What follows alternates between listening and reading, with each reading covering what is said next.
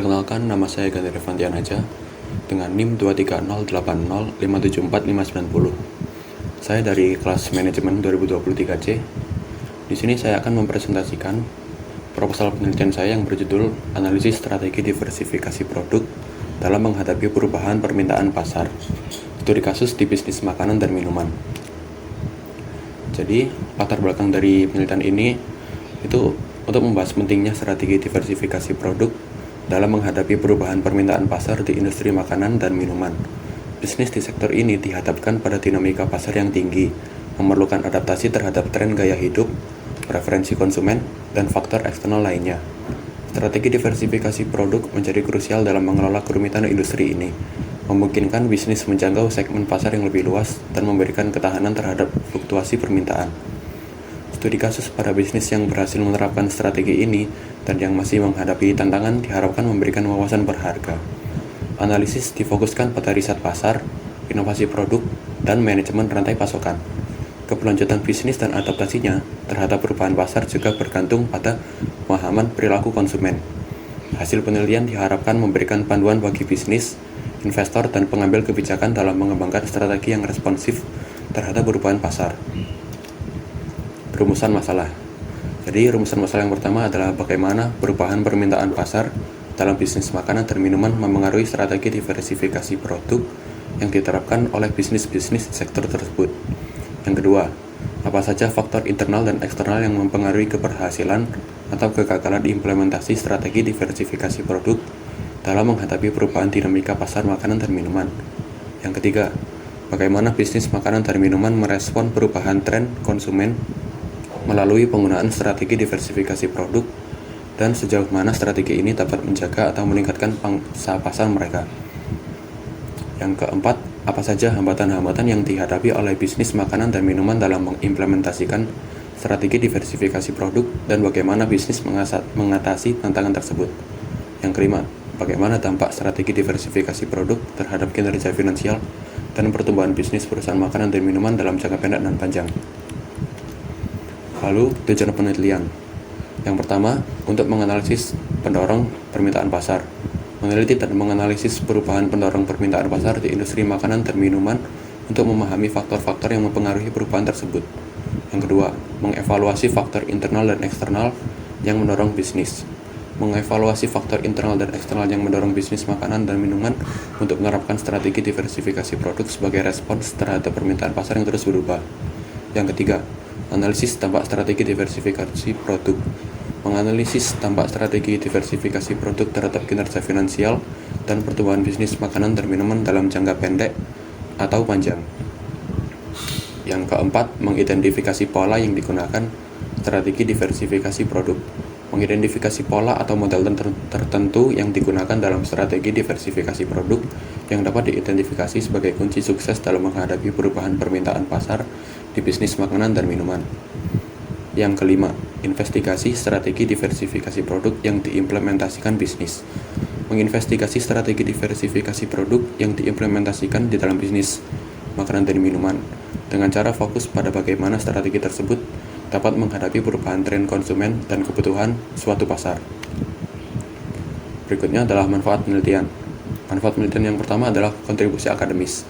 Penelitian ini akan memberikan kontribusi yang signifikan terhadap literatur akademis di bidang strategi dan manajemen bisnis. Hasil penelitian ini dapat menjadi referensi bagi peneliti lain yang ingin meningkatkan pemahamannya mengenai strategi diversifikasi produk dalam konteks permintaan pasar yang selalu berubah. Yang kedua, pengembangan strategi bisnis. Bisnis di sektor makanan dan minuman dapat menggunakan temuan penelitian ini sebagai patokan untuk mengembangkan atau menyempurnakan strategi diversifikasi produk mereka. Hal ini dapat membantu bisnis dalam menyesuaikan produk dan layanan mereka dengan lebih baik terhadap kebutuhan dan perubahan permintaan pasar. Yang ketiga, peningkatan daya saing industri. Dengan pemahaman yang lebih baik tentang strategi diversifikasi produk, bisnis-bisnis di industri makanan dan minuman dapat meningkatkan daya saing mereka. Ini dapat mencakup inovasi produk, pengembangan portofolio yang tepat, dan penyesuaian strategi pemasaran untuk lebih baik merespon perubahan tren konsumen. Yang keempat, yaitu peningkatan kualitas keputusan manajemen. Manajer bisnis makanan dan minuman dapat menggunakan hasil penelitian ini sebagai sumber informasi untuk pengambilan keputusan yang lebih baik terkait strategi diversifikasi produk. Hal ini dapat membantu mereka mengantisipasi permintaan pasar dan mengurangi risiko bisnis. Yang kelima, perkembangan ilmu pengetahuan dan teknologi. Teman penelitian ini dapat memberikan sumbangan terhadap perkembangan ilmu pengetahuan dan teknologi dengan memberikan pemahaman yang lebih baik tentang faktor-faktor yang mempengaruhi keberhasilan strategi diversifikasi produk dalam menghadapi perubahan permintaan pasar.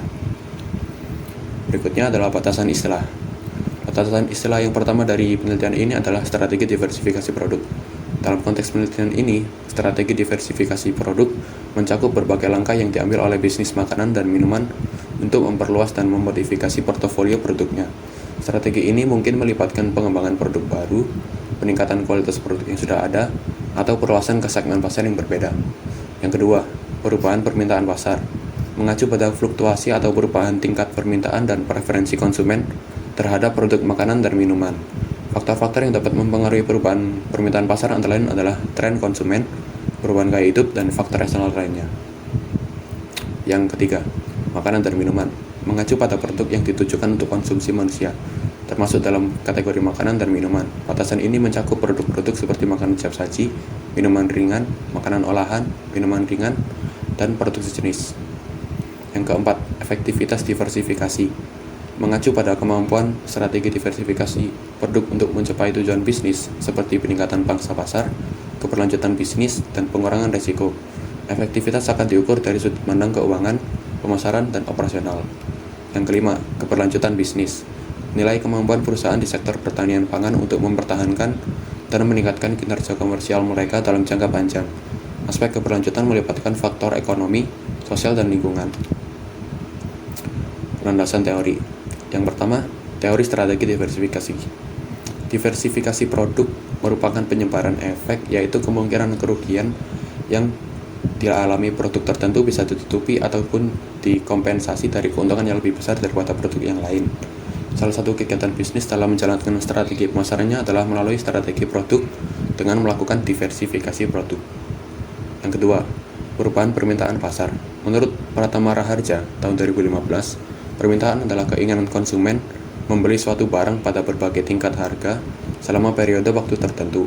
Dengan kata lain, permintaan baru bisa terjadi pada saat konsumen memiliki kebutuhan akan barang tersebut dan juga memiliki daya beli untuk mendapatkan produk tersebut. Yang ketiga, tujuan diversifikasi produk. Tujuan strategi diversifikasi produk adalah untuk memperluas lini produk agar lebih beragam dan dapat menjangkau target pasar yang baru, sehingga dapat meningkatkan keuntungan bisnis. Selain itu, diversifikasi produk juga bertujuan untuk mempertahankan kestabilan bisnis, mengurangi resiko, dan memberikan banyak pilihan produk kepada pelanggan. Inovasi dan diversifikasi. Inovasi seringkali menjadi pendorong utama di balik keputusan bisnis untuk menggunakan strategi diversifikasi produk. Inovasi dan diversifikasi sering saling terkait. Bisnis dapat memilih strategi diversifikasi produk sebagai respon terhadap inovasi dalam industri atau untuk menciptakan solusi baru yang dihasilkan dari upaya yang inovatif. 5. Peran pasar dan pelanggan dalam strategi diversifikasi. Memahami pasar adalah kunci untuk merancang strategi diversifikasi yang efektif. Ini mencakup pemahaman mendalam tentang karakteristik pasar, tren konsumen, dan kebutuhan pelanggan. Yang berikutnya adalah metode penelitian. Yang pertama, jenis penelitian. Diharapkan penelitian ini bermanfaat untuk menghasilkan wawasan mendalam tentang pemikiran dan keputusan di balik implementasi strategi diversifikasi, memahami konteks internal perusahaan dan dinamika pasar secara holistik. Penelitian ini akan menggunakan pendekatan kualitatif dan pendekatan kuantitatif. Lalu yang kedua, pendekatan penelitian. Pendekatan kualitatif dengan wawancara mendalam dengan pemangku kepentingan utama dapat mengungkap alasan subjektif di balik keputusan strategis dan pandangan pribadi mereka terhadap dinamika pasar. Hal ini membantu menciptakan narasi yang lebih kontekstual dan komprehensif. Di sisi lain, pendekatan kuantitatif memperkenalkan dimensi analisis yang lebih objektif dan terukur. Yang ketiga, sumber data dan data penelitian.